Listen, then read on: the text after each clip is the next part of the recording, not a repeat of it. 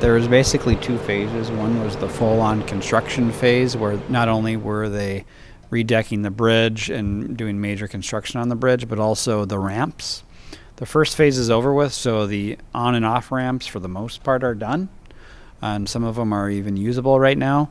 The second phase, which is primarily the bridge, is still ongoing, and that'll go up until the end of October. Generally, bridges, after around 50 or so years, they deteriorate over time, the weather and everything else. So it was in the capital improvements plan of the state of Minnesota to redeck the bridge to ensure that it's safe. So some of the improvements to the bridge we found out were new turning lanes, you're pouring new concrete, and what other improvements do you have?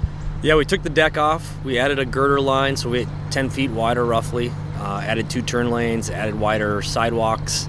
Really it just helps with the pedestrian flow, traffic flow, pedestrian flow, make it safer for everybody, and then the longevity of the bridge in general will be longer. Because it's a state roadway, and county too, because it's County Road 101, they're completely in charge of the funding.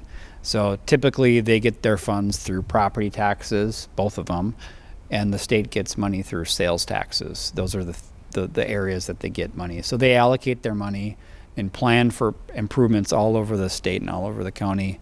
And this project was on their plan for several years, so they could allocate funds for that purpose. And we've seen an increase in traffic in some of our residential areas, neighborhoods, some people trying to go take shortcuts, which is to be expected, but we've taken measures to make sure that they're not speeding through. So stepped up police patrol, signs saying that this is just local traffic only. Yeah, I know it's a tough one. I understand it impacts people's lives on a daily basis, but once it's done, people will be happy with the product.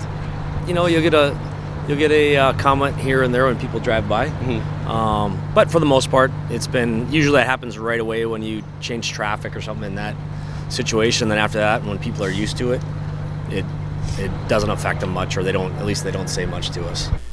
We, as a neighborhood, put up signs a couple weeks into it to try to slow down the traffic because it was so bad.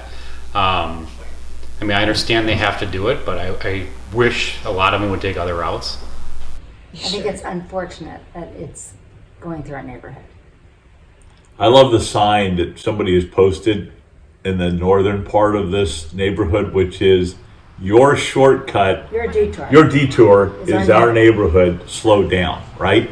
I like that. And we try to go biking every day. You have to be very cautious as a biker now on Broadway. You used to not have to worry about it, but you definitely have to be concerned about people going too quickly, especially at the Loose Line Interconnect there on Broadway. There is some kids around the neighborhood, a lot of people walking or riding bikes and stuff like that. So sometimes, not only in front of our house, when we're backing up out of the driveway, quite often we have to wait for cars, and it's usually we never really had to, maybe here and there, but now seems like virtually every time I back out, I have to wait for 5 or 6 cars.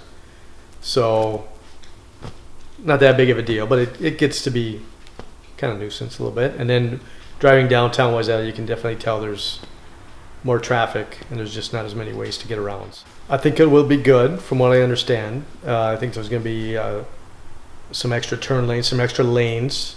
So if you're going over 101, like say heading south towards the lake, you won't have to wait behind somebody taking a left and getting on the highway on the 394 heading east.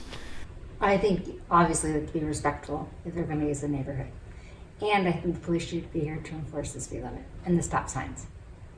Yeah, I would just remind everybody that Wayzata is still open for business. It's not that difficult to get here. We've got a lot of great things going on where it's worth it.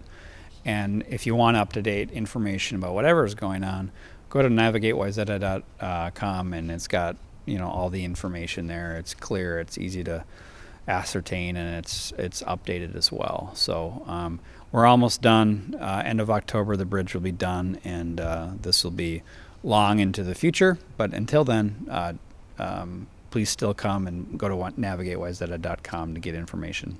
Generally speaking, since the ramps to and fro Minneapolis are open, if you don't have to cross the bridge, meaning you're not trying to go north and south through Wayzata, you're going to be less impacted.